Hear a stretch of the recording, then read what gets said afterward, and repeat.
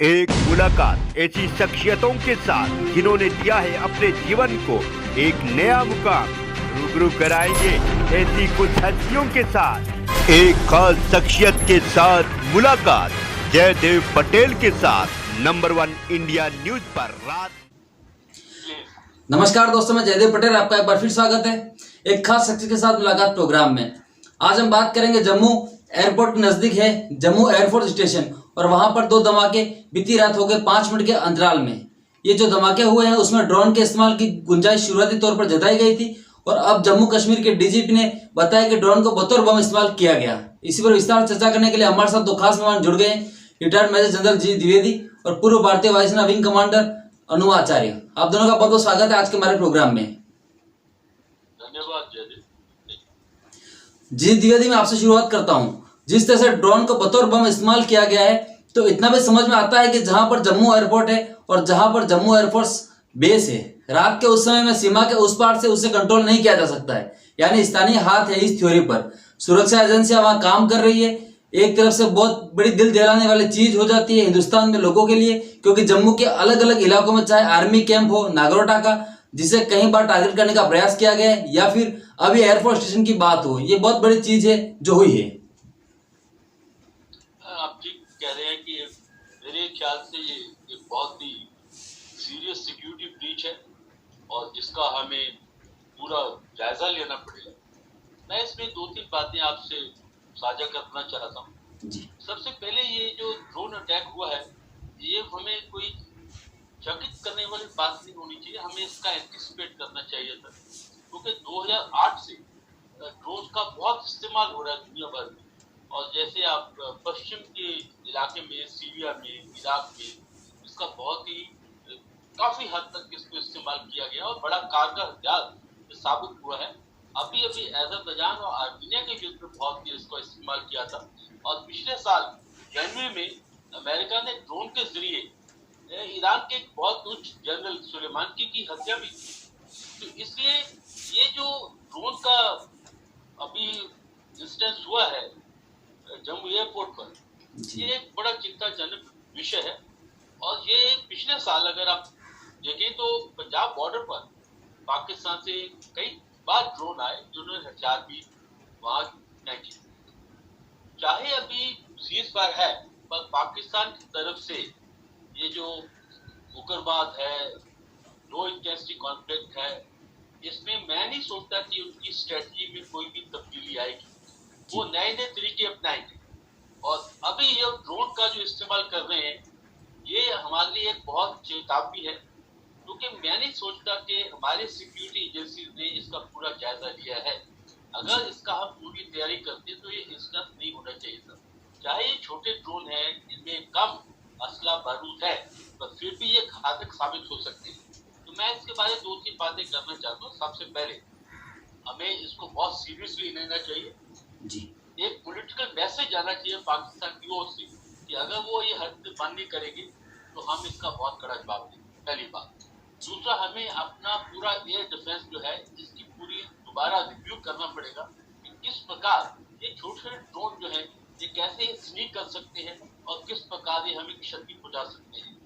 और तीसरी बहुत अहम बात यह है कि हमें अपने एयर डिफेंस में एक स्ट्रेटेजी लानी पड़ेगी। चाहे वो S-400 अभी आ रही है, वहां से लेके बड़े जो घातक हथियार हो सकते हैं, और ये छोटे छोटे हथियार है, इनको पूरा एक नजर में एक डिफेंस के तरीके से लेना पड़ेगा। क्योंकि सिक्योरिटी के मामले में हम कोई भी किसी तरह की छूट नहीं दे सकते हैं। और स्पेशली जो बॉर्डर इलाके हैं, जैसे पठानकोट एयर बेस है, जम्मू है, श्रीनगर है, ये सब बेसिस पर हमें बहुत ही तैयारी करनी पड़ेगी। और मेरा अंत में यही है कि पाकिस्तान को हमें कड़ा जवाब देना पड़ेगा। जब तक हम ठोस कदम नहीं उठाएंगे तो ये हरकतें होती रहेगी जी। अनुमा आचार्य, एयर डिफेंस सिस्टम की जब हम बात करते हैं तो समझ जाते हैं कि पूरा जो एयरफोर्स स्टेशन है वो सुरक्षित रहेगा। बड़ा खतरा तो छोड़िए, क्या एक छोटा सा खतरा इस तरीके से घुस सकता है उसमें, या उसे चकाया जा सकता है, उसे कैसे मुमकिन है ये? जयदेव, पहले तो द्विवेदी सर ने बहुत सारी अपने एक्सपीरियंस से बात की, उस बात का मैं सम्मान करती हूँ, उसके साथ पूरी तरह सहमत हूँ। एक बात और कहना चाहूंगी, ध्यान रखिए, जब हमारी या तो पाकिस्तान से बात हुई है या चीन से बात हुई है, जब जब हमारे लीडर्स की बात हुई है तब तब उसी के साथ पीछे से कुछ ना कुछ इस तरह की घटना हुई है। ये लगातार बहुत सारे ऐसे संयोग नहीं हो सकते। तो मुझे ऐसा लगता है कि आज जम्मू कश्मीर के 3 दिन पहले लीडर्स आए थे, वो मिलकर गए और उसके बाद फिर ये घटना उसी तरह का एक पैटर्न बना। तो एक तो ये चीज है। दूसरे, ट्विटर पे ट्रेंड हो रहा है जम्मू एयरपोर्ट। आधे से ज्यादा लोगों को ये नहीं मालूम कि एयरपोर्ट और एयरफोर्स स्टेशन में क्या फर्क है। तो एयरपोर्ट और एयरफोर्स एक साथ में बोल देते हैं। ये जो हमला हुआ है ये जम्मू एयरफोर्स स्टेशन में हुआ है, एयरपोर्ट पर नहीं हुआ है। तो ये क्लैरिफाई करने के लिए। दूसरे, आप एयर डिफेंस सिस्टम लगाइए या कुछ लगाइए, वो तो हम लगा ही रहे हैं। पिछले बरसों से हमने बहुत अपना जो हमारे पास जो सिस्टम्स हैं हमारे, वो बहुत अच्छे हैं और हमने बेस्ट इन मार्केट अवेलेबल वही खरीदा है। लेकिन जब फेलियर हमारी इंटेलिजेंस का होता है, वो हमारे घर की बात, वो हमारे NIA का फेलियर होता है, जब NSG का फेलियर होता है, जब DGCA के किसी चीज में हम उस तरह से लापरवाह हो जाते हैं कि हमको इस तरह के अटैक समझ में नहीं आते, तब हमको कहाँ देखना है, ये देखना है। हमें इंट्रोस्पेक्ट करना पड़ेगा कि इस तरह से बार बार अलग अलग आर्मी इंस्टॉलेशन पे ये अटैक क्यों होते हैं। और जैसा मैंने शुरू में एक कॉन्स्पिरेसी थ्योरी की बात करी थी, तो मेरा ये भी मानना है कि जब जब चुनाव आते हैं उसके आसपास ऐसा क्यों होता है, खामियाजा इसका आर्म फोर्सेस क्यों भुगते। ये चीजें हमारे सिक्योरिटी एजेंसी के लेवल पे ही अरेस्ट हो जानी चाहिए। अब तो जम्मू और कश्मीर के रीजन में पहले के कई दर्जनों गुना सेना है और वहां पूरी सुरक्षा है और किसी और एजेंसी का कोई हाथ नहीं है। हम ये क्लेम कर रहे हैं आतंकवाद कम हुआ है। ऐसे में ये घटनाएं केवल हमारी अपनी इंटेलिजेंस फेलियर की तरफ इशारा करती हैं। और मैं दोबारा बोलूंगी, हमारी आर्म फोर्सेस जो खुद में बहुत बहादुर हैं, उनको इसका खामियाजा नहीं होना चाहिए। जी द्विवेदी, पाकिस्तान के चटपटाहट हाल ही में देखा गया है, हमने देखा है कि कश्मीर अगर सामान्य दिखता है तो पाकिस्तान को चुप जाता है। क्या हम इस कड़ी में समझे कि ये पाकिस्तान का रिएक्शन है कि वो इस तरह के हमले को करके उसके बाद वो ये दिखाना चाहता है कि अंतर्राष्ट्रीय समुदाय को कि यहाँ पर सब कुछ ठीक नहीं है। देखो, अनुपमा जी ने बहुत फायदा बात कही है कि इसमें हमारी इंटेलिजेंस फेलियर हुई। बिल्कुल ठीक बात है।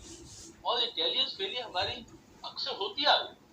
जब चीन की अभी पिछले साल उनका आक्रमण हुआ, वहां भी इंटेलिजेंस फेलियर हुई है। जब ये बालक कोर्ट के में स्ट्राइक की, उससे पहले भी हमारी इंटेलिजेंस फेलियर हुई थी। तो सबसे पहले है कि हमें अपने इंटेलिजेंस सिक्योरिटी सिस्टम को बहुत टाइट करना है, क्योंकि अगर आपकी इंटेलिजेंस में खामियां हैं तो दुश्मन उसका पूरा उपयोग, पूरा लाभ उठाएगा। दूसरा, जो अभी आपने जो मेन जो मुद्दा उठाया है वो है कि ये पाकिस्तान जो है ये बात नहीं आती, क्योंकि इसके साथ चीन का जो है पूरी सपोर्ट। और अभी हम देख रहे हैं कि चीन और पाकिस्तान का जो गठबंधन है वो और भी मजबूत हो गया है। और ये एक टू फ्रंट वॉर जो है उसका एक पहलू देख रहे हैं, क्योंकि अभी जो लड़ाई है वो कन्वेंशनल कम है और अनकन्वेंशनल ज्यादा है। दो स्टेट कॉन्फ्लिक्ट है, देश वॉरफेयर की बात कर रहे हैं और ये जो काउंटर टेररिज्म की बातें हो रही है, तो इसमें ड्रोन्स और छोटे छोटे हथियार, इनका एक बहुत ही अहम रोल है, इनका बड़ा एक किरदार है। तो इसके लिए हमें बहुत ठोस कदम उठाने हैं, क्योंकि हमें समझना है कि ये नया युद्ध जो है वो किस प्रकार चल रहा है। देखो, अभी आप चीन की बात, तो उन्होंने छोटे छोटे इंकर्शन किए, थोड़ा अंदर आए और उसका जो प्रभाव है पूरी दुनिया में हुआ है।